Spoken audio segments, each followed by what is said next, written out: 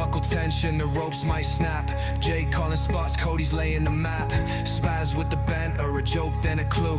Breaking it down for the hardcore crew. Into somewhere wrestling minds collide. Breaking down the chaos, the truth won't hide. Briefcase in the air, who's taking the gold? We're diving deep, stories unfold. RKO hits like a freight train crash. Lights out cold in the WWE backlash. Cats on fire, gonna brought down low. Fighting flames on this endless show. Somewhere Jake and Spaz ride, taking you on an NXT pride. Cincinnati's roar can't hide. Wrestling dreams all collide. The scoop on the belts and the rivalries brewing. Tag teams exploding, legends renewing. From indie vibes to the big stage proving. Every rumor nailed down, no chance of misconstruing. Catchphrases dropping like a pile driver move. Jake switch sharp, Cody's got the groove. They keep it real raw, never out of the loop. Step into somewhere, the wrestling troupe.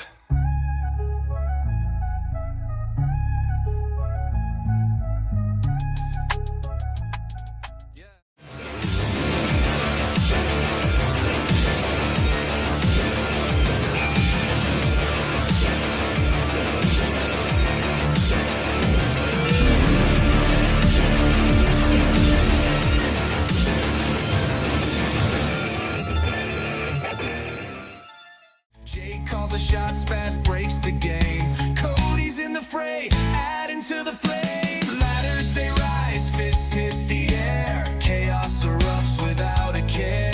Triple A's warriors, NXT's pride. Only one walks with glory inside. Into somewhere we scream and shout. Breaking it down, no shadow. Into somewhere where we breaking it down. CM Punk, John Cena tearing up the town. Broke half on fire, no one spit it better. Reef wing like a beast, no one does it clever. Cena through elbows, Punk through shade. Chains clang, bodies bang, rivalry displayed. Slammed into the chains like lions in the cage. Toronto crowd wild, unleash all the rage. In this summer, in this summer. The Garden's buzzing, New York feel electric. Punk's fist cracking, Seth's got a death wish, hectic. Cody says, man, Punk looking hungry tonight. Jake nods, but Seth flips, guts all in the fight. Roman stomps through, Rex plans in his strut. Tribal chief with bad vibes tearing it up. MSG crowd, stunned faces in the stand. Cody shakes his head, this again, damn man. Y'all believe in Joe Hendry's name. Fighting through the fire in the wrestling game. Hearty soar like the legends they define. Knockouts fight, her power aligns. Mic drop, we analyze every bout. The scoop on the belts and the rivalries brewing. Tag teams exploding, legends renewing. From indie vibes to the big stage proving. Every rumor nailed down, no chance of misconstruing. Catchphrases dropping like a pile driver move. Jake switch sharp, Cody's got the groove. They keep it real raw, never out of the loop. Step into somewhere, the wrestling troupe.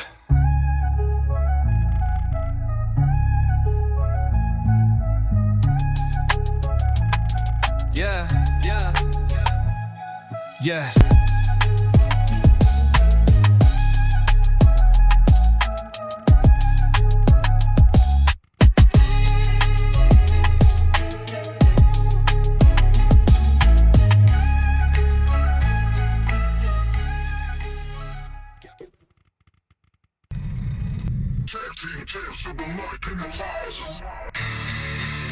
What's going on, ladies and gents? Jake, aka Countdown Ended, coming to you in a very high state to bring you the one and only WWE Raw review. That's right. We're back into somewhere. Hopefully everybody's doing well.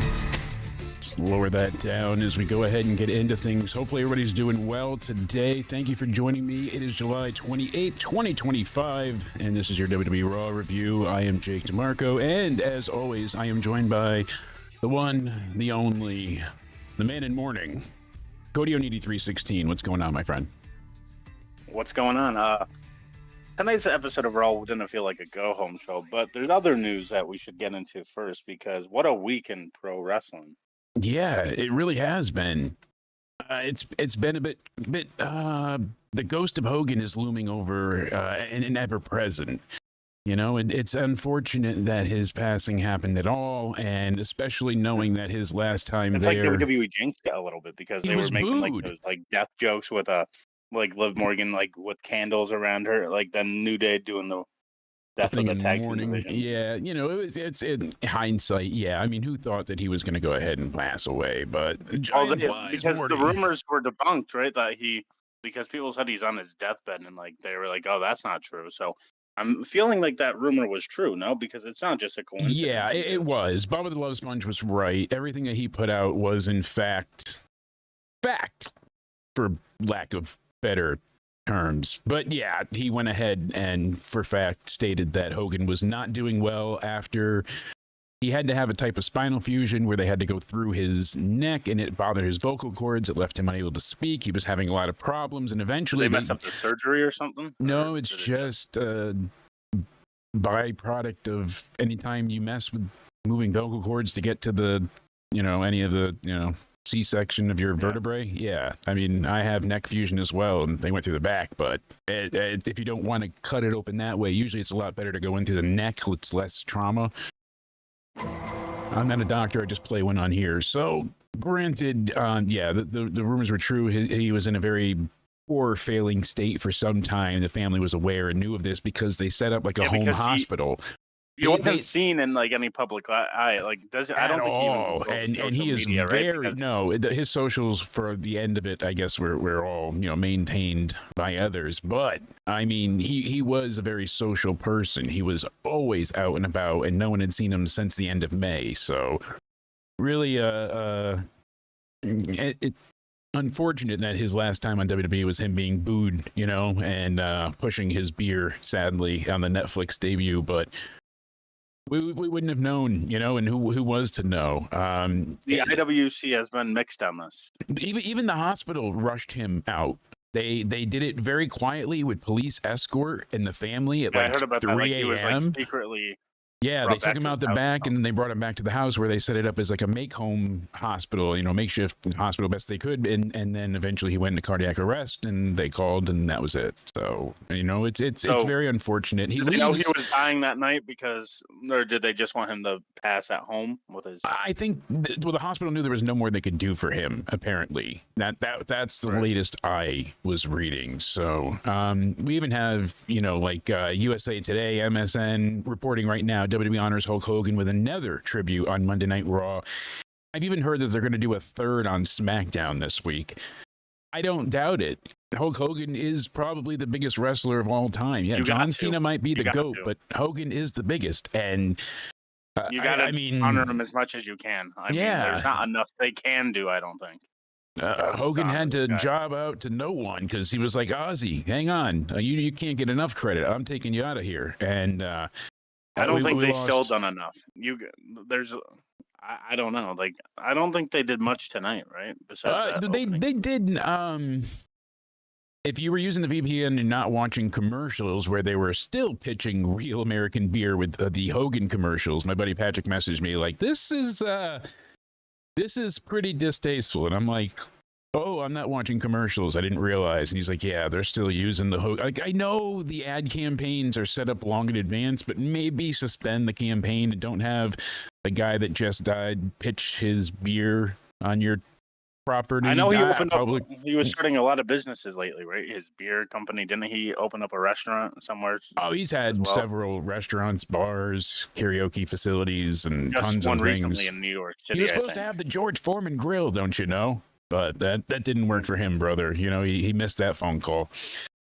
And that's the thing about Hogan. That's what I've enjoyed in the last like decade. Solid Monster doing the weekly, the in Hogan report that he had, because each week Hogan comes out with some other crazy, backwards, truly can be proven to be a lie, and he believes it wholeheartedly and tells you so vociferously. He's like, "Listen to me, I believe this," and it's like, wow. Yeah, I would believe him too. He's so charismatic, but. Just like Benjamin Shelton, and he got Lesnar right after the UFC run, even though it was long before. Yeah. Here's the first debate with the IWC. Like, what do you think about some of the IWC saying I don't, because I saw like TikTok reactions like, oh, I don't care. Anyway, it's time to promote our TikTok and stuff like that, and people saying they don't care about his death or celebrating it. What do you think about those people doing that? Yeah.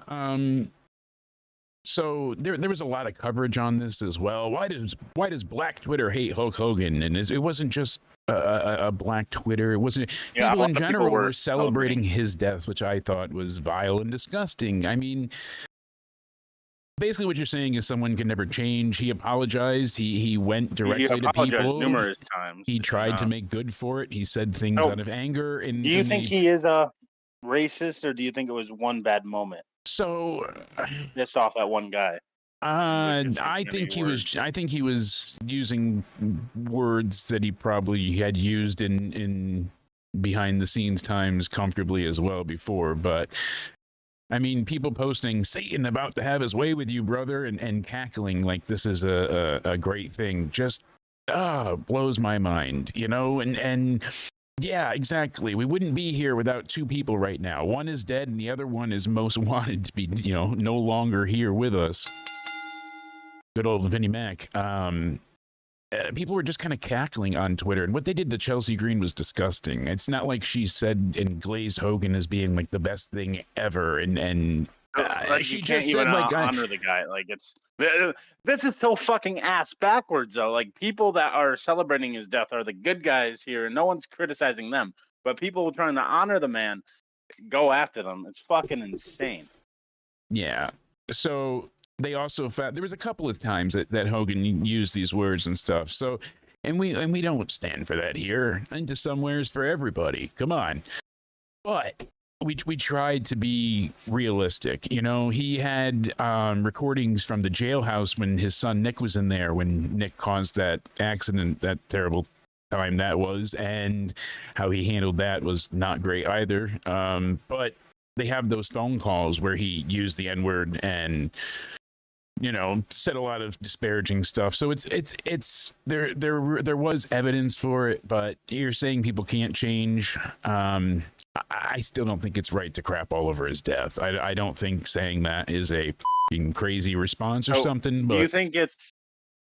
I don't want to get too much into this. Do you think people don't think he can change because of his political views, or do you think it's just really strictly about the recordings?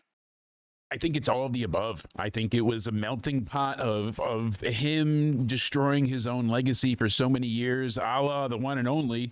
The Nature Boy, Ric Flair. Look at him and his, because people's DUI reasonings were like, why they were celebrating it. They were like because of his recordings, and they said because of who he voted for. Hogan, people said spiritually he repented. He tried to make amends, and in the last decade or so, he really tried to make things better and right. And I mean, talk about eerie. 10 years to the day that those recordings come out, and the dead man comes a calling. Not that dead man. Talking about the Reaper, not the Undertaker. I'm just saying that part is a little. What if Michelle McCool is actually the Grim Reaper? She did marry the Undertaker. I mean, it would make a lot of sense. Maybe. Hulk was like a nice person to meet in person. He was sociable. He was really good to the fans. He gave back. He cared. I know he said some awful things, and we don't stand by that, but people tried to change. He tried to seemingly make good by it. And some AEW he was fans apologizing, were and then it happened again and again. But it didn't. It was never publicized of him. Like he said a bunch of dumb shit, and he caused a bunch of problems, and he lied a ton. But maybe he did learn from it. a lot of AEW TikTok streamers said this wasn't true because people were throwing the argument because AEW took a few days to acknowledge his death anyway, and AEW fans were like, "So what? So what? Who cares?" And people are like, "Well, if it wasn't for Hulk Hogan, there probably wouldn't be an AEW because he put WCW on the map with TNT and all that, Warner Bros. Discovery and all that." And people are like, "That's not true. There would probably still be an AEW without Hulk Hogan." And I'm like, "You're crazy if you even think that." Yeah. There's no AEW without Hogan and WCW and what the NWO did, because they put wrestling on there. So they probably wouldn't have even thought to put wrestling on there if it wasn't for WCW. And they're like, all right, now we got an active competitor to go against WWE again. So it's because of WCW and Hogan why AEW exists. I think that's a fair argument. Yeah, and look, it was 1 week short of when Piper died. That's a great point too for a 10-year anniversary of him being gone, and that eerie voicemail that he left as well. Basically he was always very against religion and just kind of atheist as would be. Or, he believed in himself and liquor and possibly drugs. More liquor. But Roddy was himself. And then at the end, he left Hogan this very long, and he's played it. So I know he's not lying. I heard it. But it's crazy. But he didn't get it till after he passed away. And it was talking about him walking on the beach and everything's great with Jesus. And he was one with God. And it's just very hard to fathom, I would say. But in all of it, I mean, Hogan leaves a very interesting and colorful legacy, to say the least. I was a staunch hater of the leftover Hulkamania. At that time, I had only watched WWF really with my kind of step grandfather. I talked about it in other times, but I would go to his house, we'd catch up, and he was big into NWA, Smoky Mountain Wrestling. He would get tapes and all this different stuff, and I didn't like WCW at all. It was the guys that I had watched, over and over on other tapes that were there now. And I was like, oh, there's something different going on here. And even when Hogan was the bad guy, it was still oh, it's still Hogan. For me, I wasn't young enough for Hulkamania, so it didn't click. It missed me probably by a few years. I was the Power Ranger era, just shy of that. But puberty time and the Attitude Era lined up perfectly. So what are you going to do? But Hulkamania in 2002 was insane to experience. Hogan comes back and the NWO, injects some lethal poison and they're going to do this hostile takeover, and he ties The Rock up with a chain and puts him in an ambulance and runs him over a couple of times and still can't get heat at Spaz's WrestleMania first experience, 18 in Toronto. And, good on now. Shit, I said Toronto. Gotta be careful. Granted, we went ahead and we got to see the transformation back into red and yellow happen before our eyes because of that, Toronto faithful fans.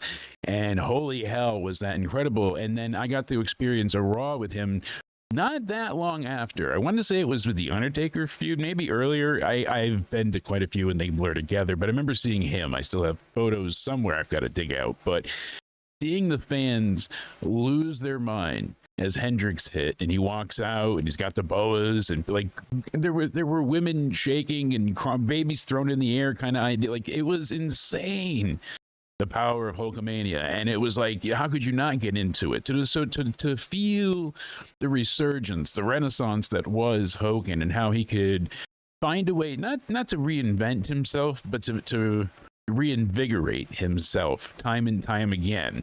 Because he really didn't change all that much over the years. There even NWO Hogan, there wasn't a lot of differences. He did some nefarious things, but he also kind of just cut the same promos. If you cut them side by side, a few more brothers maybe. But Voodoo Child, such a great theme. Love that. Seeing that live, seeing him in person, then you get it. You understand Hulkamania. It was a presence that you couldn't see, but you had to feel.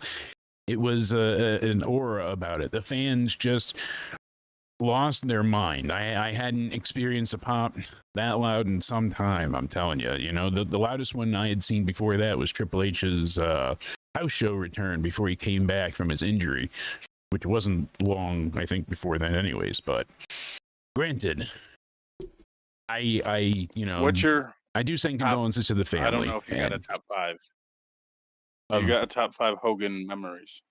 Top 5 off the top of my head. Oh God, my stoner brain trying to think. Jesus, but I mean, Is him slamming Andre the Giant at WrestleMania 3 up there? Oh, see, early Hogan, like I enjoyed the matches. I just wasn't big into Hogan himself, but I still liked, you know, watching. Like it was still fun I like to see people go NWO, nuts. And WCW, Hollywood Hogan. I've watched back stuff. I like that version of Hogan more than the 80s Hogan. see, I get that, and it also fits with the times. I mean, if you look back though with WCW, a lot of what you got with Hogan really wasn't great. And I love, like, if you watch, you know, Reliving the War by Wrestling Bios, he's catching up to, you know, way past times there. WCW's about to go under. Sadly, he's running out of wars to go through. And you see it, you know, you can see the feuds that should have been, the Sting flub, the Ultimate Warrior disaster that was the Man in the Mirror, you know, and so much more. I mean, they just shot themselves in the foot. I think they got lucky that he wanted to impress the executives in Georgia that time, and he put Goldberg over to give him the title in front of 40,000. That was massive. That's on there, certainly. I really liked what he did with Vince when it was like 2004-ish. And the whole Mr. America thing and all that, like, it was so corny, silly, but it was fun.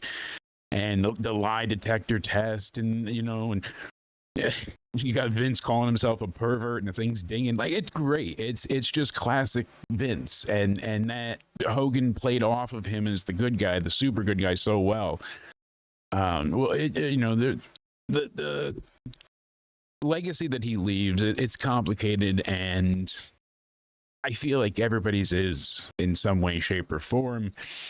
We have idolized a lot of people who have done a lot worse, sadly. And I know I sound like a major hypocrite, but I mean, top of your head, I can come up with a few. Give me a hell yeah. Right? Yeah, but How many times was he arrested, Mr.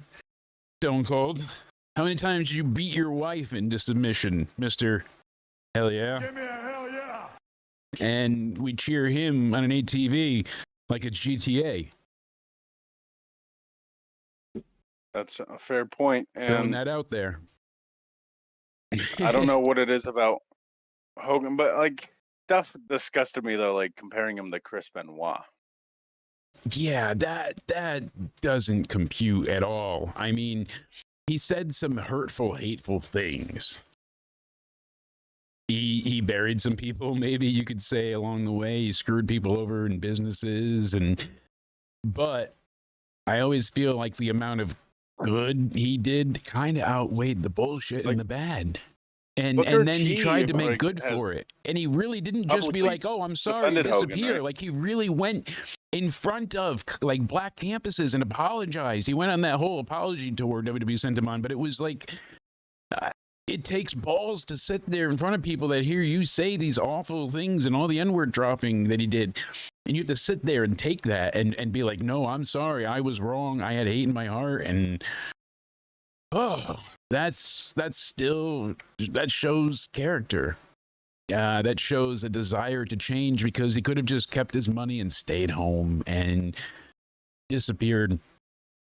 He would have Hasn't been Booker fine. T like defended him and said something like saying like Booker T, Devon, exactly. Devon forgave him. Paul just mentioned, like, so many people came out. Even Big E had said something nice, you know, and he's like, damn, there was quite a good outpouring of support.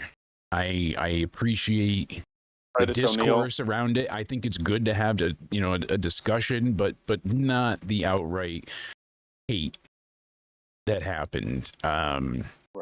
Sending Chelsea for the hills on social media that she normally sticks to through thick and thin is not an easy feat, and death threats over someone's passing is just I can't think of another word than just it is. Yeah, these people call Hogan a bad person, right? Like they're sending her death threats because she was trying to honor him a little bit, right? Yeah, I'm So, laughing, but but they call. This is what I don't understand though. They call Hogan a bad person, but are gonna go send someone death threats. It makes no sense. you just painted the perfect oxymoronic picture, my friend. Sadly, that's what it comes down to. But the air of Hogan all over this episode. This did not feel like a go home SummerSlam edition of Raw. It really didn't. Unfortunately, we don't know anything about Seth Rollins and his state right now. I have not heard that he had surgery. I haven't heard that he hasn't had surgery. A lot of people are thinking Yeah, they're that, still up for that debate. yeah, It's either fake or real. so a lot of people are holding on to that it's a worked injury, and he was supposed to be LA Knight, but that was just BS as well. Oh no.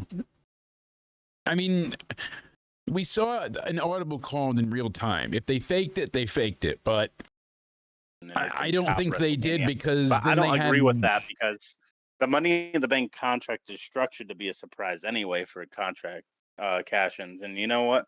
I don't think faking an injury would help that any better than if he was just facing LA Knight. Yeah, and why would they have Rollins lose and then have him be out as injured, and then all of a sudden he comes back in summer? It doesn't make a ton of sense. They would have taken him out in a different way. Like they would have beaten him down. They would have hit him with a pipe in the leg. crippled. Like they Does would he have done cash in something. crippled? No, certainly not. But he has time Because- to go through. You see, a lot of people think Seth is cashing in on Cena, Seth is cashing in on Punk or Gunther. Either which way, I don't see him cashing in. I might be way off base here. Tell me I'm a shithead. But this was Some not people's suggestions were I don't think it's gonna happen. I just don't see it happening.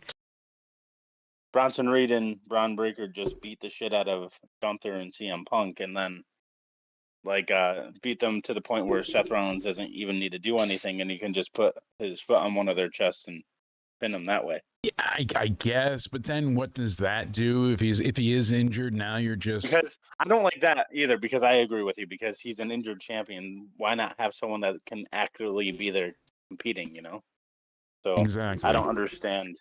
They can't. They're not going to be able to let him work Everything hurt. there. There's no way for them nowadays to do the whole work hurt thing. Like Osprey, that selfish cunt. He went ahead and kept the injury a secret, and it's like, oh, good, you have stenosis in your neck and you have herniated discs. Let's go ahead and let you do all that in the tag match at All In. And now what? You can never wrestle again if this could have been ended worse. Like, granted, you're saying you'll be back in time for Forbidden Door, which is selling nicely, Despot, but I don't know. I never agreed with the hiding injury thing. And then don't work hurt, work smart. They have things in place for this now, and a lot of people don't lose their spot anymore. Maybe you lose a little bit of momentum, but you don't really lose your place. They've worked well into bringing people back from injury and making them matter where they, or at least be exactly where they were, no lesser most times. Right. Same thing with Granted. Liv Morgan, because people are saying that she's going to be returning at SummerSlam. What do you think on that? I'm still I saying actually no. think there's a more likelihood than you. Okay, what's that? Because how much they've mentioned her lately. It was just rehabbing. Then Finn constantly mentioning Liv, Michael calling commentary mentioning her. That's people's theory on her returning at SummerSlam. I think that's just to keep her in mind, and especially paint the picture of like, oh, Dom shouldn't be getting close to Rox because Liv's gonna be back soon eventually. You're gonna fuck up again. We've been down this road. Don't do it again. Like that kind of thing. I think they're just laying it on thick. One, to go ahead and remind you that, hey, she will return. And two, also, I think it's part of their story just because of the Judgment Day involvement. They kind of have to, it's the elephant in the room scenario. If they don't mention it, they're damned either which way. But I don't see her coming back Right, so- at least until November, Survivor Series time, realistically. because what do you do with her on TV without a betrayal? Because like, what can she do if she's not physically? They can't betray Dom with her. Exactly. I don't see how it works. And then what does she just watch on as they screw him over? Like, that doesn't feel great either. So, I see it both ways. Like, I don't know what she would exactly. She would maybe help Dom, hand him a chair to beat AJ Styles to make sure Finn doesn't screw over Dom. Like, I could see that, Perhaps. I guess, but like, I don't know. But that's something anybody can do. You don't need Liv for that spot. Like, why would she be needed for that? Right. That's what I can't wrap my head do you think around. Raquel's in on it with Finn. Do you still believe that? I'm not so sure. They're Raquel's in? really trying to paint it like she's not. Because I'm confused with her sometimes. But they because some do weeks go it's- ahead and they have made it known that people do watch the show. So she might just be keeping up for the sake of Liv watching. I don't know how Right. deep they want to So- go with this whole fourth wall thing. It is a little So they're confusing. saying Liv's watching the show, right? So like she has to know what Finn's up to with his smirky and smiles and all that, right? Seems like it. So, believe it or not, the MVP of the night for me tonight, surprisingly, The Grande Americanos. no, you'd be. Oh. I'm gonna get through it. MVP of Monday Night Raw for me tonight was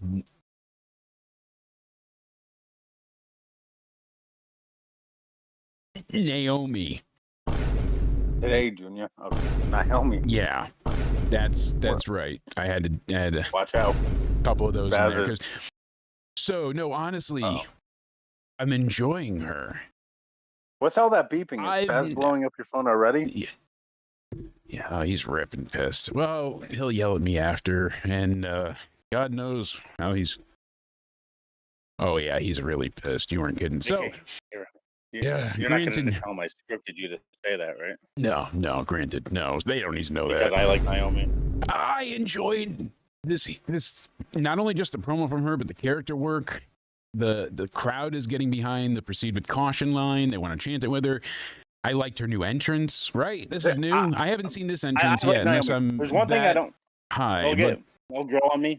I'm not a fan of her laugh as much as like The it worked laugh on was a little Beth and Liv. crazy. She didn't go total Shotzi with it. She didn't do the half-assed Alexa laugh. Like she's somewhere in between. It's not great. It's not needed, but I just feel she like wants to that show laugh she's a worked little better with zany. Beth and Liv. But the promo she cut in the back was damn good, and she's just gonna keep It was. proving the haters wrong. So I think she's doing really well. I like this rebrand, the whole caution thing, the outfits, the entrance. Now it says her name, and then she comes out, a total new song, all of it. I believe this was the brand new entrance tonight being debuted because I don't recall that I've seen it at all recently before this. At least that was in my notes. She got a new entrance.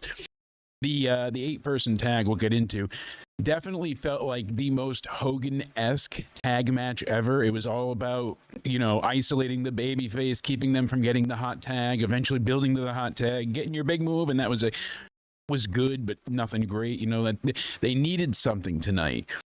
So on SmackDown this week, the only 3 things we have announced is Julia versus Zelina Vega for the U.S. title. Damian Priest is taking on Aleister Black.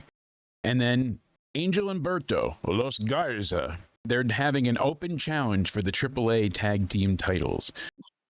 So from Newark, they're going to defend the AAA tag team titles on SmackDown. That's pretty crazy. Got to admit, that's a big stage for AAA, certainly. Speaking of a few more, keeping shot moments before we get into the full Raw review, Drew McIntyre is, I guess, still having trouble getting into the country. WWE executives are trying to call through TSA to get things handled. I don't imagine he'll miss SummerSlam. The Miz has offered up his name in the hat if they need a replacement, which wouldn't be a bad replacement, honestly, to team with Logan, but I prefer Drew to be there. So hopefully he gets away from those damn cows and makes it to SummerSlam. And they did have an increased rating on this past week's SmackDown. The tribute show to Hogan posted a 1.7 million viewership for the USA Network, which was up from a 1.54 the week before. So they did really good in the viewership as well, 0.48 in the 18 to 49. And that's pretty much everything. We'll be live, of course, this Wednesday with Into Somewhere Weekly. We'll be going over our predictions for night 1 and 2 of SummerSlam, as well as all news, rumors, and everything else about everything going down in Newark, It's New really Jersey this unfair, weekend. though, speaking about night 1, night 2, Yeah. how stacked night 2 is compared to night 1. They didn't even try to even it out. It does. You got the TLC match night 2. You got the Dom and AJ match night 2. You got the John Cena Cody Rhodes. I don't know. They match got Roman night 2. Reigns, CM Punk You got that triple on threat. night 1, Jelly Rolls on night 1. So I feel like Sami Zayn carrying Cross night 1. I feel like it's pretty even. You got Alexa and Charlotte taking on, Raquel and Roxanne night 1. I'm saying it's pretty close. Here. I don't know. You got so. the TLC match night 2, the John Cena Cody Rhodes, obviously the women's triple threat match, the Dom and AJ. I don't know. Jacob and Solo is what, night 1 or night 2? We're going to ask the audience. SummerSlam, better night, 1 or 2? There's a poll for you guys. You let us know what you think. Night 1, of course, as we said quickly, Gunther, CM Punk for the World Heavyweight title. Tiffany Stratton versus Jade Cargill for the women's title. Roman Reigns and Jey Uso taking on both Braun and Braun. Jelly Roll and Randy Orton taking on Drew and Logan, as long as TSA plays ball. Raquel and Roxanne taking on Alexa and Charlotte for the women's tag titles. And Sammy taking on Karrion Kross. Then, night 2, of course, John Cena, Cody Rhodes, main event street fight for the WWE title. Naomi, Rhea Ripley, and Io Sky in a triple threat for the World Women's title. Dominic AJ for the IC belt. Becky versus Lyra in a no DQ, no count out match for the women's IC title. And Lyra cannot challenge again for the title while Lynch is champion if she loses. Solo versus Jacob in a cage match. That's when I'm really kind of not sold on yet. I'm not feeling the feud. I just don't believe in Solo Sikoa. He has not won anything on his own in ages, and he's just a bored loser at this point in my mind. Then we got Dexter Lumis, Joe Gacy defending their tag team titles against 5 other teams on SmackDown. You know who. TLC night 2. Definitely that kind of tips the scale a little bit towards night 2, I think, with the TLC match. Granted, because that's going to be pure chaos with that many men attacking. Match, I think also. Night 2 is certainly very solid, but I don't think night 1 is anything to scoff at. I'm not sure if they'll add any more matches to the card. Doesn't seem like it. I believe this is all we're getting. I'm seeing 6 and 6, right? So maybe they could add anything if they go ahead on SmackDown, but I think it's just that's going to be it. Final Judgment. We'll see what the audience thinks. Right now, it's split with the poll, so we'll see by the end of the night what people think. Granted, tonight's Raw did not feel like a true SummerSlam go-home. The crowd was very good. They, of course, were live in Detroit, Michigan at the Little Caesars Arena. As I said before, July 28, 2025. This is your full in-depth Raw review. And they, again, started off with a tribute to Hulk Hogan. They have the 10-bell salute. They have everybody on stage. They had Hogan's son, Nick, his wife, Eric Bischoff. Who else did we see on there? There was a few other legends up there as well. I don't know if you caught any others. I thought I saw Road Dogg, but I saw Eric Bischoff, people like that. I don't know. It was cool to see Nick Hogan there tonight. So then they showed another great package, and it was Hogan's package that got us over. Whoa. No, it was WWE has the most amazing editing team. We know this. I mean, bar none. They could have Vince take a shit and make it the most epic thing ever. They really, they can. 100%. Ask WWE Janelle. is very stellar with it. That's I think they terrible. might have one of the best editing teams in the world because, like, some movie trailers can't even top what WWE can do within minutes. I know. Like, you put together something just happened 5 minutes ago on Raw, and then it's gonna act like a whole movie trailer. They edit these trailers for months on end. You're like, I was exactly. No, I feel you. So WWE does it in 5 minutes, just tops anything. A movie trailer just editing. They got the best nerds in the truck, you know, honestly. And again, I will iterate, as terrible as that was. Ask Janelle, she'll tell you. The attendance 14,703 in the building. Jay Uso, he comes out, he makes him yeet. Tries to run it back, and that's the Paul Heyman time. Run the shit back. And Paul Heyman does his typical shtick, ladies and gentlemen. Don't boo me. I am Paul Heyman, not boo. And he goes in about family, and you know, Roman didn't pick you. Sorry, I'm watching the Mets game. Oh God, are they losing again? I clapped. Mark Vientos at a grand slam. 5-1 Mets. So. Hey, look at that! They won 7 in a row. This could be their 8th in a row. Yeah, damn curse didn't work. I mean, really, that's great. Hey, what curse? The old one. Remember we got rid of it? Not the new one I just cast. Wait, you casted a new one? No, but I'm talking about the old one we got rid of. Oh, okay. Don't worry about it. This whole thing from the Oracle was very cut, copy, paste. It just very drab. Not a prediction, prophecy. Roman didn't choose you. You know, I seen the look in your eye. You know, you're not capable of being the guy. Except for Jews who know better, which is a direct line. I quote. Oh, he was talking about Santa Claus not existing and lying to children in front of children. Great, Paul. Don't listen to him, kids. It's still all right. Santa still exists. Right? Yeah, so who would lie about something like that? Santa not exists. Clearly he exists because he must. I saw you come down my chimney last Christmas, and my daughter always got gifts, and I know my broke ass didn't buy her shit, so Santa's got to be real. I'm just telling you. No doubt about it. So, anything else about this opening was just very drab. Jay tries to play it back, and he was blown up, could barely speak on the mic at times, and he's like, oh, where's your family at, Heyman? And he's like, you screwed over my family at WrestleMania, and we're going to, your boys screwed me out of my title, and now we're going to run it back. And they do the eat, and that's it. So, yay. I want to. It was your traditional Jey Uso promo. Like, I don't know, Jey Uso's not really good. Like, I've always said, Jimmy Uso is better on the mic. He has more charisma, and he's better in the ring than Jey. But Jey got lucky at the right time during the whole COVID era in 2020. Yeah. Main event Jey. I believe Jimmy was injured, so that's where Vince was like, all right, let me just push Jey as a solo star. And it worked. Then it worked, yeah. So that was kind of Vince's doing originally. People might say it's Triple H, but Vince got it going. No, Vince created and made the bloodline. That was all a Vince-ism. Yeah, like Triple H gets all the credit for it, but yeah, it was mainly Vince's doing the bloodline.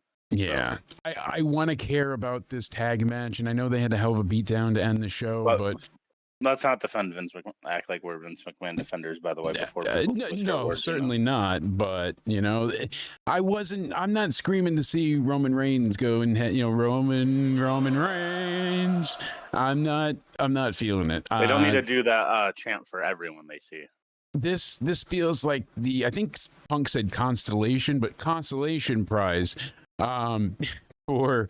I think Punk had a bet tonight to see like how many times he could throw in certain things, and he said a few lines, and I was like, oh, he definitely had a bet with somebody in the back, like how many times can I throw in these certain jabs? And then when he left the ring, he did the ass over tea kettle, like Kane exit the ring, where he just flips over the ropes. And I was like, oh, he's going to injure himself before SummerSlam. Jesus, don't do that, Punk. You're old as shit. He did the Kane. He did the Kane thing. Yeah, he did the up and over, like he just flips over to I told exit. you, I mainly missed this whole promo because yes, it was a very Punk, why I'm the best in the world. We'll get more into it, but kicking off, we had AJ Styles and the Kabuki Warriors taking on Dominic and I'm sorry, Raquel and Roxanne. Don't fire me for this, but back on the Punk thing real All quick. right. Rewind it so back. I know we'll talk about this and touch on it more later in the show, but like, so you're telling me the Punk promo is not worth going back to watch? Is it like something that should have been done like 4 weeks ago? Yeah, I mean, he's basically just going on why he's best in the world. He left behind a trail of bodies of I've heard those legends promos and before, current so. bests, and just basically he gassed up the city talking about Detroit and Stanley Cups and just the cheap pop kind of feel that he's great at delivering it though, so it's still a good promo, but you're no one's going to be talking about it not even 3 weeks from now. Past this Saturday, no one's going to mention it ever again. Like, there's nothing memorable from it. So it was Right. it was delivered well, but the material was dry. And again, I don't know if it was the ghost of Hogan looming over this entire night with how it started, but took a long time for this show to ever feel like it got going into what should be the go home for the biggest iteration of SummerSlam we ever had, because it's 2 nights. You want to sell us on watching 2 nights of SummerSlam. We didn't, so we had this 6-person tag to kick things off. And it was just a crowd pleasing house show match. They beat up the heels, and eventually AJ Styles got pissed off. He chucked Kyrie out of the ring, and Raquel caught her, and she apparently did an elbow out of that. He hit a phenomenal forearm and pinned him, and that was it. It was a babyface match, just as crowd pleasing as you can get. Again, very Hogan-esque, as we'll see later on in the night too. This again felt that way. It didn't feel like the AJ should have been like frothing at the mouth to rip Dominic apart, and he's got a chance before SummerSlam to finally get his hands on him after he had blindsided him last week and ducked him for weeks on end, and he barely laid into him at all. I mean, it was just like they spent more time talking about WWE Mexico and everything they did with AAA and Dom's angle there than really anything about their IC title match. This didn't sell their SummerSlam match to me. They should have not had a chance to face each other yet. The whole point is to see AJ finally get his hands on Dom. They did that here. So Styles is challenging for the title. The other two get nothing, even though they win. So shouldn't they be going for the women's tag titles, essentially, if they beat the tag champs? It's all just a mess. It's a bunch of logic plot holes that you just can't think about, because they already have the women's tag title matches. They tried to run it back where Roxanne was protecting Dom, like how they were doing last summer, where like when Dom was about to get attacked by Braun Strowman, I believe, Liv stood in front of him and like, no, you can't do that. Well, Liv actually could protect him, and Roxanne just kind of pulled him out of the way, but it worked. So, what do you think about last week, though? If you remember or recall, like Raquel kicking Dom in the face, was that an accident on purpose? Accidentally on purpose? What would you say? Because accidentally on purpose. I think it was not intended, but she wasn't going to pull back either. So she was aiming for who did they face again? Tonight, the Kabuki Warriors. So Okay. with AJ, yeah. Just and that's the thing. The Kabuki Alright. Warriors are in a AJ bad was there. space. They're forgettable at this point. Like, Asuka's come back and not really done much. Kyrie's been shit. Really? Trying to be nice, but she was better tonight. I think the whole ordeal here is like Finn's telling Dom the team with Roxanne, right? They try to get under Liv's skin, I believe, right? Is that the whole Yeah, that's plot we're going with here? That's the intended plan. Yeah, absolutely. Then we go ahead and we had Sheamus in the back talking to Grayson Waller, who's challenging him and complaining about not, getting a chance to show off how much weight he lost now that he ditched, Austin Theory. He said the New Day supports him, and then the camera zooms out and they're not there. Haha. Felt like a very Saturday Night Live type promo. Sheamus is good, but it's a very Sheamus thing. And again, this was pretty much a short match. Not much to say here. Sheamus had more time.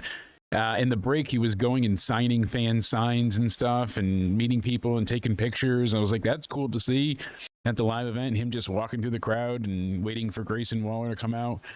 The only thing I remember that really stood out was Grayson Waller basically hit Sheamus with this really cool DDT on the apron. Besides that, Rusev gets involved, and even though Sheamus beats Grayson Waller, Rusev then attacks him and puts him in the accolade and chokes him out. Everybody comes to break him up, and that was that. So, Everyone, what? Whoa. right, I'm telling you, some dangerous stuff here. I like their two matches so far. If they're gonna go with a best of 7 for these two, so be it. But So they're not going to be booked at SummerSlam? I guess not. I was kind would've of done that thinking there. like that's what I was thinking. Maybe they're gonna save it for Raw after SummerSlam and try and do a big like no holds They barred need to type go all out match for or that some match. type of stipulation. Speaking about stipulation matches, I know we're all over the place here, but I'm we sorry. are. But No, we're doing Sami good. We're Zayn and focused. Karrion Kross, does that have a stipulation? It does not. So I. Do you think at that's a least- match that needs a stipulation? They faced each other what, twice now? Right? Yeah, and they're one win apiece. So I would Should say this match- yes. I would say I would've this said should this have should've been, like- something. An I Quit match, maybe. That instead of I quit, just twist it just a little bit. I say, because he keeps saying, I want you to say Karrion Kross was right, and then Sammy wants him to say, well, no, you were wrong. Why not So- turn that so into that's- a type of I quit match where you beat your opponent into saying, I'm You're right or you're wrong. Yeah, that goes with the story and the That build. actually makes sense. It's like it is an I Quit match, but you gotta get them to say You and I, detectives wrong at or you're right. hearts. yes. Breaking Yes, the that case would all the actually way make more down sense. to the judge, and I decree it must be for stipulation. And I quit match. No, really, it needs something. Especially with the weapon use last time. I liked him handing the pipe. So Sammy's sitting down for a promo. He's with Corey Graves. Gets interrupted by Karrion, and his gorgeous wife, and Scarlett's never far behind. They go ahead and they basically continue to tell their tale, and that's everything we said. Cross wants him to basically say that I was right. You're not a good person. You don't have what it takes. And then, Sammy's like, I'm going to be done with you. I'm moving on. I'm going to go get the WWE title. I have plans and goals, and I see past you and through you. And this is what this is. Yeah, I'm going to prove you that you were wrong. I don't know how it doesn't have a stipulation, but hell of a back and forth from these two. I'm certainly interested in No, seeing I agree the with match. what your stipulation was. Like it should be like It needs something. I'm wrong, you're right kind of thing. Yeah.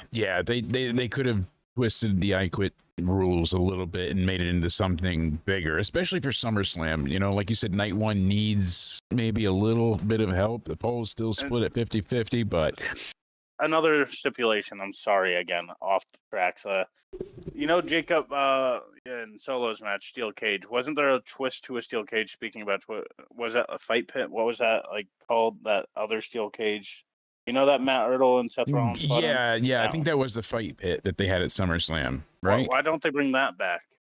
That's a good question. They could have done that for Solo and Jacob Fatu. Jacob Fatu could have done nutty shit off those.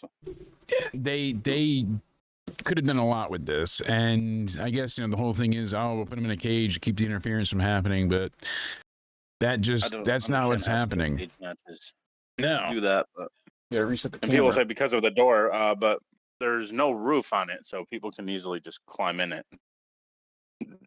So Makes sense. steel cage matches. I think a steel cage should have a roof on it too. Like a Hell in a Cell. Yeah, they can get rid of the door, as Jesse Ventura yelled Get the rid of the entire door, too. time. Yeah, And they're just fighting in the cage, and it's just done by pinfall. I think get rid of the door and add a roof on top of the steel cage, and it really just prevents people from getting in. thus the point of a cage match. Yeah, I mean, because they don't put the roof on because they want the escape from the cage scenario. But So that if just that's the defeats case, get purpose rid of the people door can't- option. Yeah, because make it you have to climb out. No pinfall, no submission. You have to You escape. can climb up into the ring as easy as you can climb out of it, right? Yeah, they didn't want to put a roof on it because then it's just a mini Hell in a Cell. So I think the fight pit would absolutely work better. I think that's a genius idea from you. I can't, boast about you too much. I can't let you get a big head and big ego anymore. But We're doing good with these stipulations. I wish we were think booking so. these stipulations. God damn, they need help, right? So we mentioned earlier, I really like this Naomi promo backstage. She's with Jackie and talking how she's going to beat everybody. The 8-women tag match is going to be a cautionary tale. Didn't matter whether they send the past, present, or future, because she's going to take them all on, and they should all proceed with caution. Is Naomi I've growing enjoyed on this. you?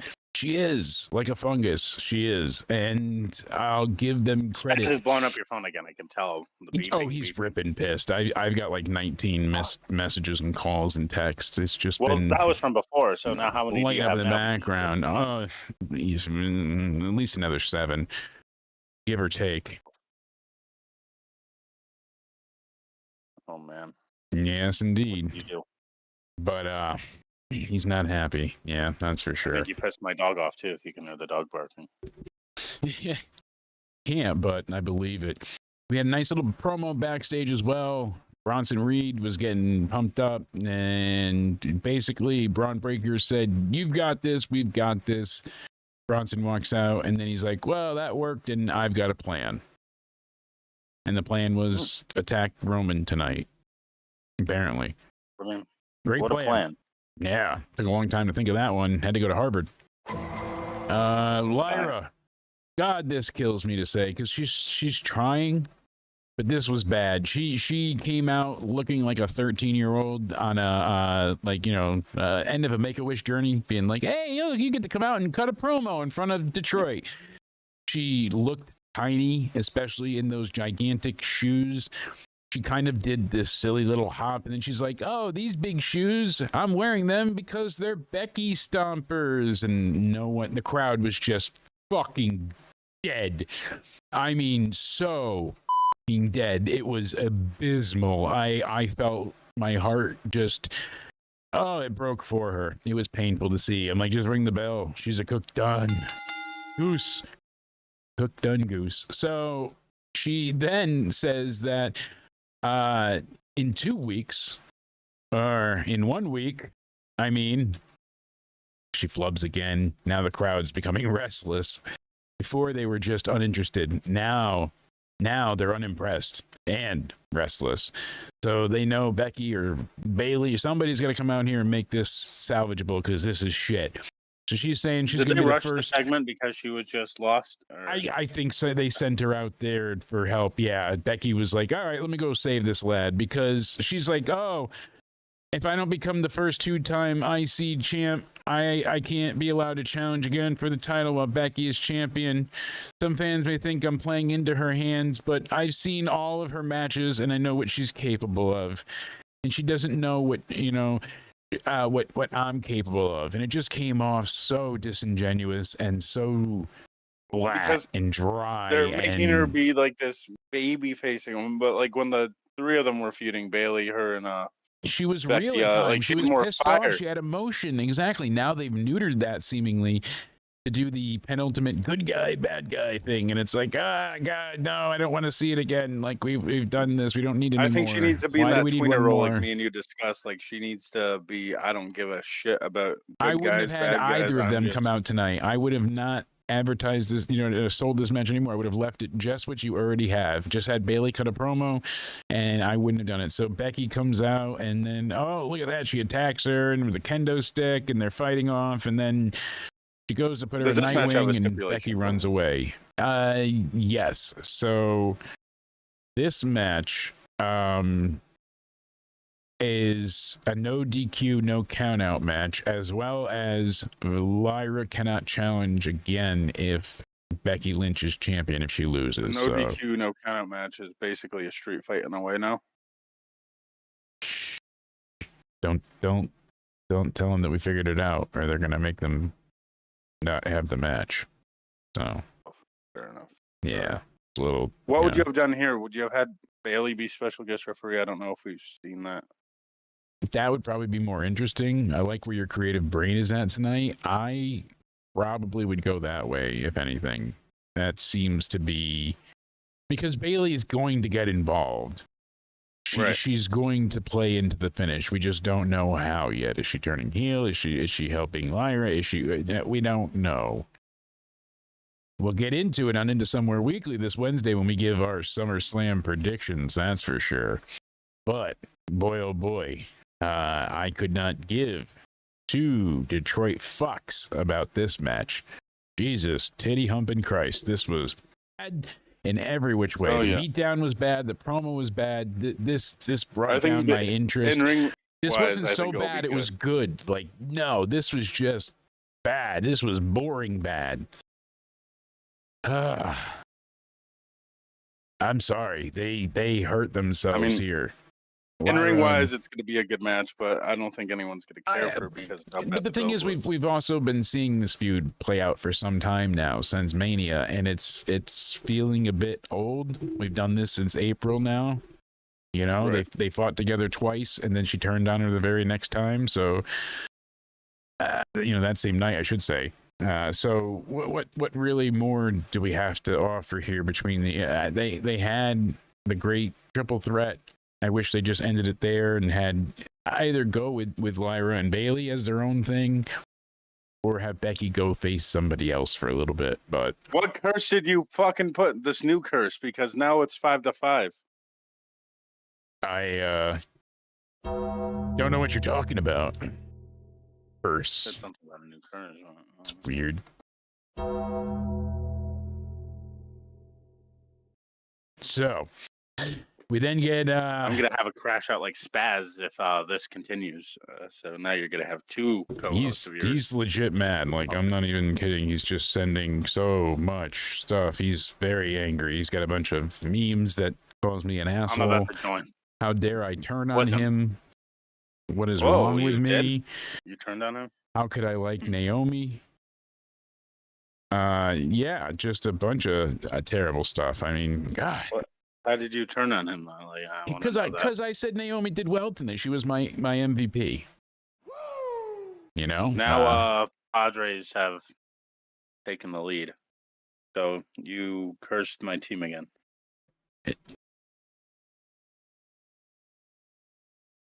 There's no curse. I'll sue you for defamation. You gotta be careful about throwing that C word out there. Next episode of Guilty, Guilt-Free, did Jake DeMarco curse the New York Mets, even though they've been cursed for years? But did you add additional curses coming out this week? We'll find out. Rhea Ripley, Io Sky, Stephanie Vacque, and Nikki Bella, who Nikki did have a funny moment tonight. The girls celebrate their win later on. Nikki's backstage. And before you get the typical Rhea versus Io promo, which was supposed to be endearing, but to me was like just Nikki walks away saying, "How do you say your last name again?" So that was funny. At least she admits that she fucked up. However, Brie says the reason she's not in WWE right now is because of her husband being in AEW. I saw that, and I don't think that makes any sense whatsoever, because isn't Rhea Ripley's husband or boyfriend or whatever that? Shut up. You're fucking this up for her. I'm sorry. She can't be a part of WWE because her significant other is a part. Because that hasn't happened before, right? Never. So this was a very run-of-the-mill 8-person tag. Again, very babyface oriented, go home happy house show feel tonight. We still haven't had anything that's like watch SummerSlam. I got a question with this Brie Bella thing, because why, out of all people, would they have anything against Daniel Bryan, who's publicly praised the company while in AEW, and actually WWE he's been shitting on WWE lately. Lately. He has. Oh, really? His latest thing is saying that WrestleMania 30 meant nothing to him, and AEW meant more. His all-in victory over Swerve Strickland. Oh my my He God. said that means more to him because at that point in time, they wouldn't let his wife in the ring and at Mania 30. And he was having pain and neck issues and all this stuff. So he doesn't look back on it fondly. And he doesn't look back on anything with WWE fondly, basically, is what he's But been isn't he going having into. pain and neck issue? Wasn't he having pain and neck issues with the swerve match? Didn't he have to get like some sort of? He's basically But fucked same thing. himself. And yeah. So.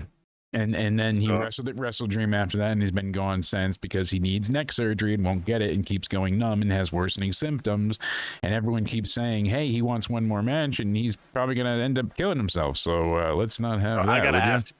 I gotta ask you, what do you think on his takes with that? Because I don't know if we've discussed that much. No, that certainly doesn't feel true to me. I mean, especially with Connor and how the Crusher, like that was such a big thing for Brian's comeuppance and how he rose to stardom, having that connection with him and winning the title and everything that happened there. Because And he wanted to go. The first person he went to was Connor, right? yeah, like that Like when was he won. that's what I look back on that Mania as, not just Brian won on Bourbon Street, and Brian also brought the feeling back after the air was taken out of the room by Lesnar, ending the fucking streak. So Yeah. So I don't know if he really means that, or is that Tony Khan telling him to say that, make us look better? no, Brian has for a while now been glazing AEW over WWE, which is unfortunate, but it's what happens. Like, Again, at folks. The start You of see it, it. he was still pro WWE while in AEW, but Yeah. that has changed, I guess. Mm-hmm. And he could just go, so what are your thoughts on Raw? He just goes, it sucked. Wow, touche, sir. That's some absolutely Shows how much we like stout Rollo tonight and how critique. off topic we've been with things. But you know what's not off topic? Into Somewhere Weekly this Wednesday. That's right. Promote it one more time. We're going to go Yes, live, yes. and we'll be giving our predictions for both nights of SummerSlam as well, giving over all the news and rumors. We're almost at 9,100 subs. We're just about there, a few away. Trying to hit 10K for SummerSlam. Doesn't look like we're going to get there Just gonna exactly, ask, but will what are we going they- to do? We no. gotta. Uh, That's right. Up those numbers. We doing a NXT stream tomorrow or no? To be determined. Will depend on Twitter and how long my medical stuff takes. We'll see. Right. More Well, than likely, but You'll keep me updated tomorrow. we'll if keep we're everyone doing that, I updated. guess. Next Friday, the 8th, my ass is going for surgery. Let me talk to you. Yeah, so I'm not going to be Your able ass, to walk. You're gonna. Well, I'm getting the BBW at the same time they're going to do the work on my foot. Figured, why not? I deserve it. You got to look good. You got to feel good. Yeah. Ooh. Granted. Is that what you So- meant by you turned spaz on? Yeah, damn straight. Not cheap either. But all you got to do is reverse some of those government funds the other way, and biff, bam, boom. Fair enough. Yeah, governor's your uncle. I don't know how long I'm gonna be laid up for, so we'll see what happens post SummerSlam and how long I'm in the hospital. But shouldn't be long, relatively quick. Hoping for just a few days, so You've had. then you're gonna surgeries be stuck before, with me right? live a lot of times because I can't leave the house for like up to 10 weeks until I can put weight on my foot. So that's gonna suck. So I'm gonna rely on a lot of streaming and What's you your guys to keep estimate? me sane. How long you'll be in the hospital? You're saying? Like A few days. 3 days max, I'm guessing. Shouldn't be long. Relatively quick. So you figure Friday, Saturday, Sunday, I should be back for Raw. We'll see how drugged I am and how much I can hold my head up, but should be fun. Like I said with the 8-person tag, it really was just all about getting the hot tag, getting the women to get to the other person and shut them out over and over. Everybody pretty much got their stuff in. This is just it's supposed to sell everything on SummerSlam weekend, but this kind of fell flat again. It was very house show-esque. Honestly, we get a quick backstage promo with the Judgment Day. Dominic, Raquel, and Roxanne kind of just sitting and looking dull on the couch. They're all gloom and doom because they got their asses beat. And Finn tells them, come on, time for a pep talk. Get up. Don't look so sad. There's always tomorrow. why don't you play some video games? And Roxanne plays games too. So that's when Raquel said, See, let's that's the call motivation Liv, you give me know? when. That's the motivation you give me though when Mets lose. I like all down and doom and gloom, and then Yeah, you're just probably not this sad. ready to, it all. And God, it happens. So yeah, Jesus. But there's no curse on the Mets. We wouldn't really do that here. But you mentioned something. We gotta play that back. After we'll rewind. So Sure. Finn and JD Speaking taking about Raquel. on. Oh, let's go back then. Yes, Judgment Day. Okay. Clue me in. Yes. So, what do you think of Raquel right now? Because like, Dom wanted to FaceTime Liv, right? That was the saying. Like, then Yeah, and then Raquel rolled her eyes. Ugh. But She didn't Raquel seem was too also thrilled. the one to mention, hey, Liv likes video games. And who really likes games? Liv. And he's like, yeah, we should FaceTime her. And then she kind of acted disgusted. So I don't know how to take it. I also don't know if they're doing like a super fourth wall breaking, like I know Liv is watching me on the show kind of thing too. They've done that a few times where they're like, hey, I saw, stuff with Roman where he's like, oh, he was watching. I don't know how much they planned with it to be that way, but still not good. The Judgment Day Yeah, thing I don't right now, understand Raquel's. I don't know what her involvement really is, and we'll see what comes to be the catalyst of it. Is it Finn turning on is it an AJ match? Are we gonna see Dominic lose? I don't know. Gotta start a new poll here. What's that other poll at, by the way? Right now, night one is leading just ever so slightly. It's 57% to 43%. So let's end that poll if you want, and I want something else started because people have been discussing online. Do you think Liv Morgan returns? All right. So we'll go ahead and re-engage. We'll say night one is the victor for now. We'll see what happens into somewhere. So it's just simple enough. Yes or no. I think you people are fools for saying night one. Getting you have your right to your opinion, but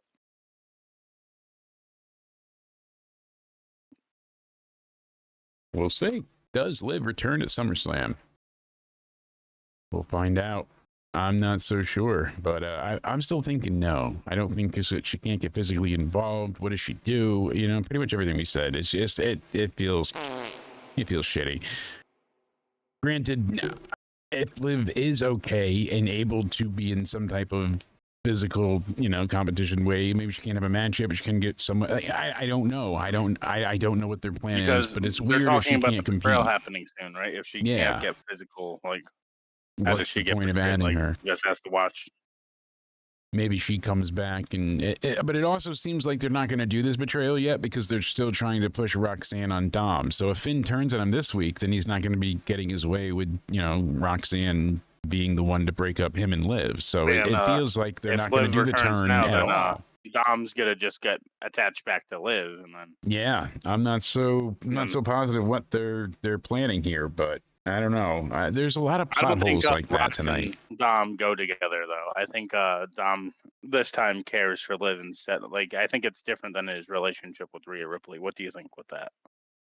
Yeah, it is different. And they've tried to make it different. He shows he cares more for Liv than he did for Rhea.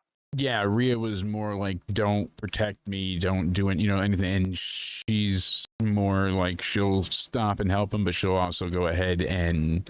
But like, Liv is just very protective of Dom, it seems.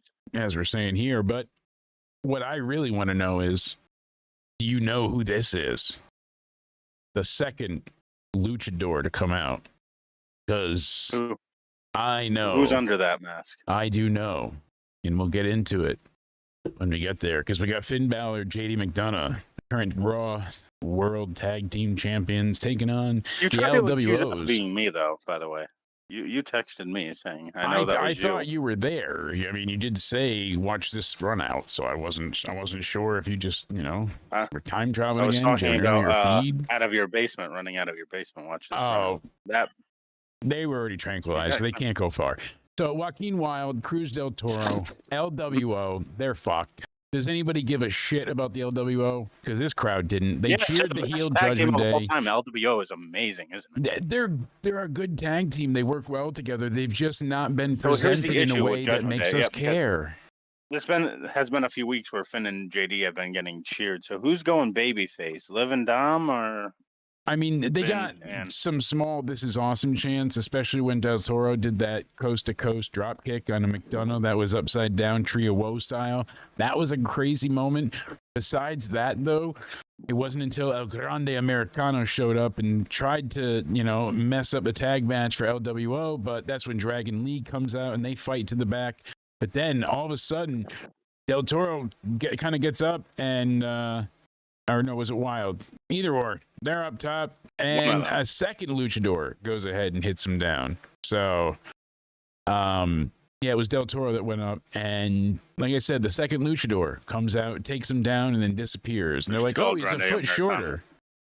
You know who it is? Who? It's Pete fucking Dunne. Oh, is it? It's Pete Dunne. Are they going with him as El Grande Americano too, though? Are they? I think what they're doing is everybody that had issues with Penta early on is going to take on this luchador gimmick, and it's going to lead to something there. I mean, so are we getting because you saw tons of El Grande Americanos? And Pete Dunne, they feuded for a while. Him and Ludwig feuded for a bit, remember? So Penta and him early on, like the Netflix debut era, kind of started to feud there, and from memory, I think they went on for quite a bit and had a few matches. So this was okay. I mean, it was a good tag match. It was wrestled well, but you never thought the LWO was going to win, right? So is everyone given going under El Grande Americano at the same time here? Are they going to all be there together? I think they're just going to be different masked version luchadors. Like, it's not supposed to be El Grande. Like, the second mask didn't look like El Grande's. It was white and, looked just more like a... It would have been more funny if everyone was just El Grande. I think that might have been a better idea, too, but we got to see what they're doing with it. They've got something zany planned while Chad Gable's out, so we'll have to see. Hopefully he heals up soon. Judgment Day, JD McDonough, Finn Balor retain their tag titles. It was a good tag match, but again, house show feel. This is fucking the go-home show to SummerSlam. Kick this shit off. Make it happen. It just, it's not the same LWO from WCW. Everyone felt like they barely had any mindful attention to the match at all because it was just there. I don't know. So Gunther then came out, as I said, and he said, Punk is supposedly the best in the world. Now the fans are saying you tapped out, and he's like, well, that might be true, but I wouldn't run out of things to say about CM Punk. And I made Punk shut the hell up last week. That's where Punk comes out to a gigantic ovation. Still a huge over star, making the place go banana. Hearing everybody go absolutely banana. That's right. And Punk just basically said, you leave me speechless, but it dawned on me, someone as great as Gunther doesn't want to be world heavyweight champion. I need to be world heavyweight champion. I need to be world heavyweight champion like I need air in my lungs. Very dramatic. I need to be champion like I need my heart to pump blood through my veins. Just very it felt like a Rocky 3 promo, though Punk's never seen it. That was where it went here. It was just I get what they're going for, but he's like, there's levels to this, kid, and the audience, ooh, I've left a line of bodies. I don't do drink. I don't do drugs. A lot, but the championship makes me understand addiction. He's like, it's all true because I've earned it. I am the best in the world. You're gonna know what it's like to be in the ring with me. And then Punk did the pipe bomb mic drop, and Gunther just grumbled angrily, like a gigantic pussy. The soul snatcher, because I think it could come out of anywhere. That's right, Stephanie. The stature, a gigantic D bag turned into a V bag. Why did he not attack Punk, who turned his back on him and walked out of the ring? The utmost disrespect you can present at that point. He should have choked him out as soon as he gave him his back. Why? Why would Gunther not strike? Like, what? I don't know. The build from this is not fun. It's not special. It's not Punk worthy. Punk was just very formulaic. Again, like that Hogan type of say your prayers, eat your vitamins. I need this, like I I've need noticed something with everything. CM Punk lately. It just seems like his promos If you have give been him a scripted good, lately. the stuff with Cena was good. He's cut great promos. The one against Cena and Rock was good. The one against, many against Drew have all been epic. I'm sure the match will be great, but the build-up for this is just lacking. It did not feel like a gigantic SummerSlam go-home at all, and I tried. And then they kind of rushed to the main event. Jey Uso, Bronson Reed. It was not even a match. Braun Breaker runs out just as Jay comes back out of commercial. They do a suicide dive. Breaker runs out, spears Jay. That's it. Eventually, he's getting the shit kicked out of him. Roman comes out very, very, very slowly. Not Jeff Hardy, trotting to the ring kind of thing. And, he's not Edge getting all the pyro, but he's not moving super fast either. Roman always goes at his pace, granted. He's kind of like Taker in that regard. And the baby faces get their shit pushed in. They got killed, really. I mean, that's what it comes down to. They spear the hell out of him. The guys look like they're going to do the war cry. But Reigns, they run around the ring. They're going to take him out, but Breaker spears Roman, and Reed gets Jay down with a clothesline, and he has a tsunami on him. And they just continually rough them both up, and tsunamis for everybody, and the faces are dead. And because if Seth didn't get injured, whether it's a work or not, if Seth didn't get injured, I would have probably been a little bit more into this. But this feels, again, like Punk said earlier, not consolation, the constellation prize. The stars in my eyes. I'm not seeing what everybody else is seeing here, because it just feels like, all right, Roman won't lose. Him and Jay will win at SummerSlam. And I don't want to see Braun and Braun beat yet. I mean, they were supposed to be the future of WWE and this big thing, and Seth is gone, and now it feels like, oh shit, but what do we do now? And things aren't naturally falling into place. He hit him with a bunch of tsunamis. Some people it kills and puts them on the shelf. Other people, they're just going to be a little sore for SummerSlam. All in all, this was like a 4 out of 10 Raw, right? I mean, maybe 4.5. Kind of a shitty verdict, but I would give it a 4 out of 10. Yeah, in that ballpark feels right. And the best part was probably the beginning, the Hogan tribute, the video package. All they did there was excellent. I really enjoyed how they went ahead and, made it feel like an actual honoring of Hulk. And I was happy to see his son out there. That made me a bit emotional. My father had a very trepidatious legacy left behind as well. And I found out he passed when I was live on the air on my old, podcast. And it's a very bizarre feeling to hate and love someone at the same time, and seeing the outcrying of support and hate for Hogan in such a visceral manner has been anything but enlightening. The exact opposite. It's just been depressing. It's you're seeing the worst in and of people, and it basically resorts to people feeling like you can't change. You're forever damned for what you've done. And that just doesn't jive with me.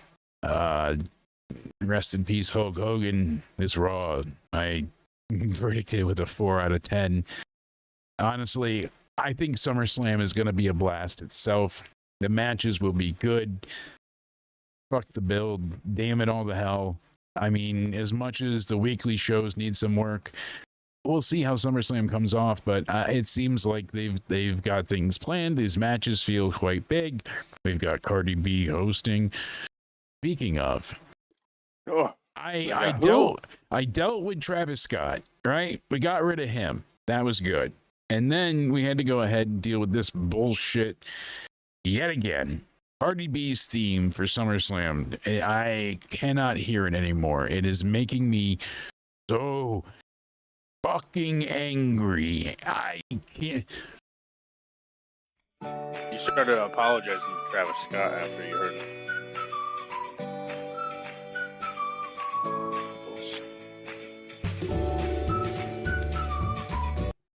I don't apologize.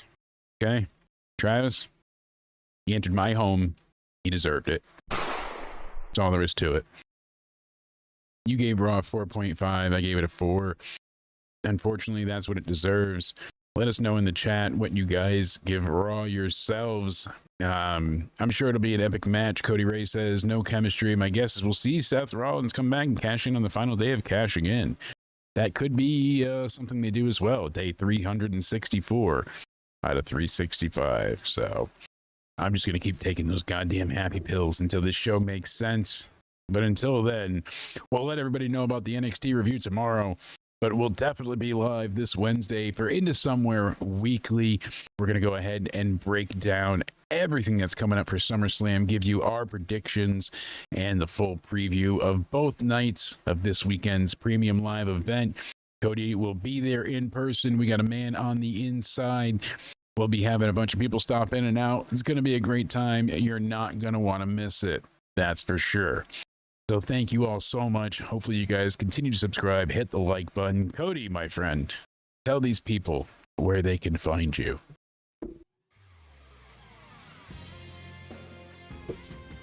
Can you hear me? Now I can. There we go. On. I think we lost. My Wi-Fi shitting the bed. Are we back? Are we back? Cody's dying in pieces. Well, you can go ahead and you can find him on Instagram at CodyO'Needy_316, on Twitter at Judgment Day Era. Are we back? Hey, you're back. And they can also find you on YouTube, Okay. Judgment Day Era as well. And as always, the links in the description box down below. My good friend, we got some major predictions to do this week. It's going to be a great time. I can't wait for Wednesday. Guys, as always, you can find me on Twitter/X at Countdown Ended, as well as on Instagram and on What was Rumble. the final poll? What was the poll? What did it end with Liv? Let's see. Oh, it's still tied, actually. Liv Return is split 50-50. Wow. So we'll see what happens there this weekend. I mean, I'm curious about Seth cashing in as well. We'll see if this happens. Is he really injured? Is he not? I don't know. It's a hell of a time, but we'll find out. Thank you all for hanging out. We appreciate you so much. Have a great night. We'll hopefully see you tomorrow for NXT. We'll definitely see you Wednesday for Into Somewhere Weekly. We'll be live all weekend, so make sure you subscribe, turn on notifications, hit the bell, stay sexy, and as always, see you next time.